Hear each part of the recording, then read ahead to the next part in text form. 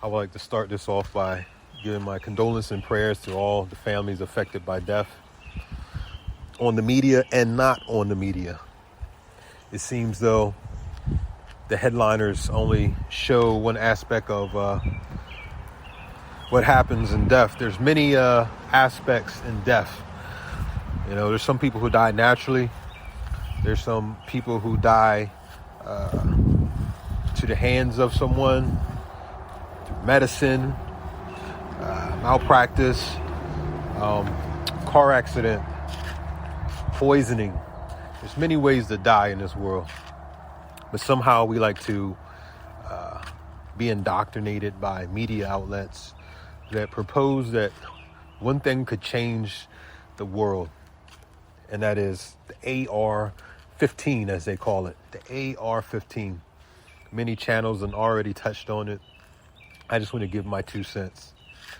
What are these weapons of war that is causing a pandemic and as they like to say on the news outlet, massacres that get in your head, you know? So far, we done had massacres of black people in churches, in public. We done had massacres of LGBTQI people in clubs. We done had massacres of white people, the Las Vegas shooting. We done had massacres now of the Spanish flavor, the Hispanic, Mexican, Latino community. Everybody has had something to connect to death. However, the media wants to tie it together to this one weapon, the AR-15, that clean gun they always show a picture of, that clean, polished firearm, the AR-15 platform that's used by a lone shooter normally. One shooter out of the millions of people we have in this great country. This one person, they believe that just getting rid of every single firearm would be the solution. Well, I know the United Nations, they have this weapons de-armament program and policy, and they keep track of the numbers. You can go on the website and look for it for yourself. However, every country has a rating system in which they report back to UN on how they're doing with their disarmament of their population. And so I'm not amazed every time I see it on the media outlet that they're trying to get rid of this AR-15 platform, as though it's going to stop all these massacres as they keep spewing out. So what is a weapon of war? Well, most of these people have never been to war. So being that I have been to war, I can say a weapon of mass destruction, a weapon of massacre, a weapon that can produce favorable results could be your hands. Yes, your hands. Because it takes your hands to squeeze those weapons. Your hands. Anybody can get a firearm. Not everybody is a great shot. Anybody can pick up a knife, but not everybody has the courage to pierce through and cut. Everybody can't see the sight of blood, see the sight of limbs being blown away, disintegrated. People do not understand what death is up close. It's one thing being a doctor and you're performing surgery, but it's one thing in your daily life and you go amongst, and then all of a sudden you have to defend yourself, pull out a firearm.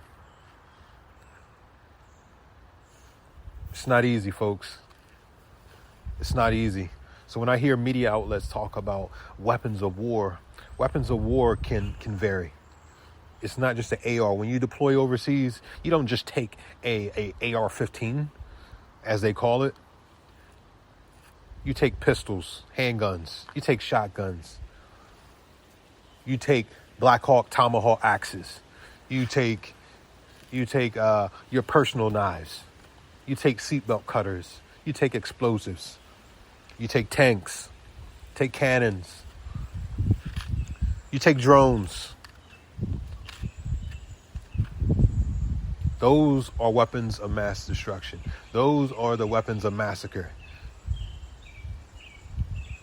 When you have an unprepared people, it causes massacres. It's easy to cause a massacre because with technology, everyone's walking down the street. I could just take my vehicle and plow people down. You can just walk inside of a school that doesn't have an armed guard, no metal detector. You can go in a grocery store, such as Walmart, who has that old senior citizen handing you stickers and you handing him a bullet.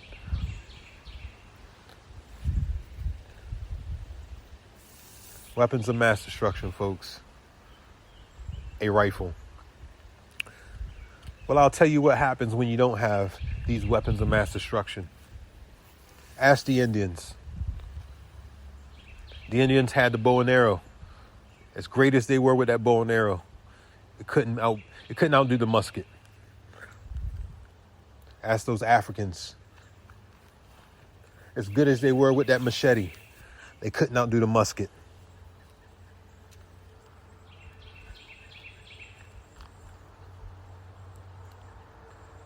And Americans, how did we become this great nation?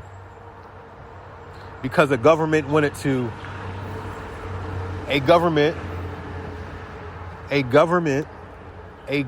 folks, a foreign government was imposing some things that some people ran away from to come to another piece of land to live a better way of life.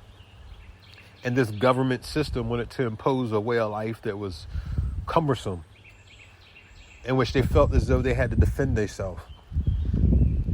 They defended themselves with pitchfork, musket, not just an AR-15, with their hands, with their minds. The mind is a weapon, folks.